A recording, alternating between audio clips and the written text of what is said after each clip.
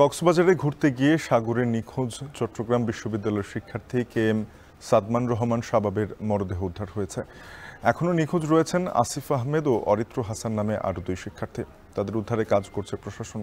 সকালে হিমছড়ি সমুদ্র সৈকতে নিখোঁজের ঘটনা ঘটে। তারা সবাই চট্টগ্রাম বিশ্ববিদ্যালয়ের ডেভেলপমেন্ট স্টাডিজ বিভাগের 2023-24 শিক্ষাবর্ষের শিক্ষার্থী। গতকাল প্রথম বর্ষের পরীক্ষা শেষে কক্সবাজার বেড়াতে যান 4 বন্ধু। সকালে তাদের মধ্যে 3 জন সাগরে গোসল করতে নামে। এ সময় হঠাৎ ঢেউয়ে তোড়ে ভেসে যান তারা। পরে স্থানীয় জেলেরা শাবাবের মরদেহ উদ্ধার করে। মৃত শাবাবের বাড়ি রাজধানীর মিরপুরে, আর আসিফ ও অরিত্র বগুড়ার বাসিন্দা।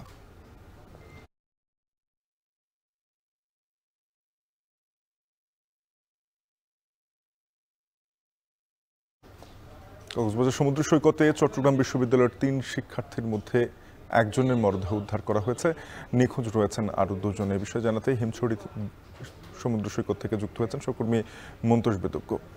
মন্তোষ, জানাবে যে নিখোঁজ বাকি 2 জন শিক্ষার্থীকে উদ্ধারের জন্য কি ধরনের তৎপরতা চলছে?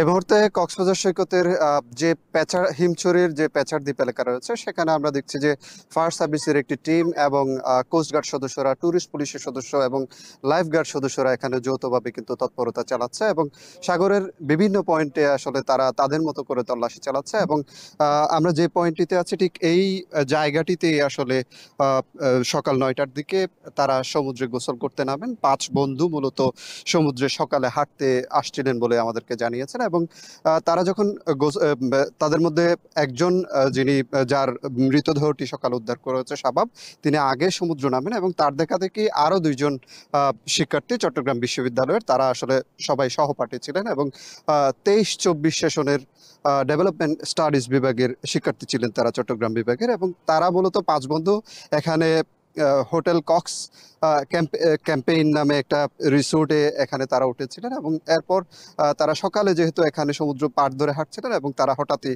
আসলে গোসল করতে নামেন তাদের মধ্যে 3 জন। এবং 3 জনই আসলে সমুদ্রের যে উত্তাল ভাব, আপনাকে একটু জানিয়ে রাখি, এখানে সমুদ্র সৈকতে গত 3 দিন ধরে আসলে 3 নম্বর সতর্ক সংকেত অব্যাহত রয়েছে এবং সাগরও কিন্তু উত্তাল রয়েছে। এবং এই মুহূর্তে যেহেতু বিভিন্ন জায়গা থেকে উদ্ধার তৎপরতা চলছে, বিভিন্ন বাহিনী এখানে কাজ করছে, অরিত্র হাসান এবং সহ 2 জন আসলে এখনো নিখোঁজ রয়েছে। তাদের কখন উদ্ধার হবে সেই অপেক্ষায় আসলে এখানে যারা দায়িত্ব পালন করছেন তারা রয়েছেন এবং তাদের সহপাঠীরাও এখানে অবস্থান করছেন। এই ছিল কক্সবাজারের প্যাচার দ্বীপ থেকে সবশেষ। কক্সবাজারে ভ্রমণে গিয়ে সমুদ্রে নেমে নিখোঁজ হন 3 শিক্ষার্থী।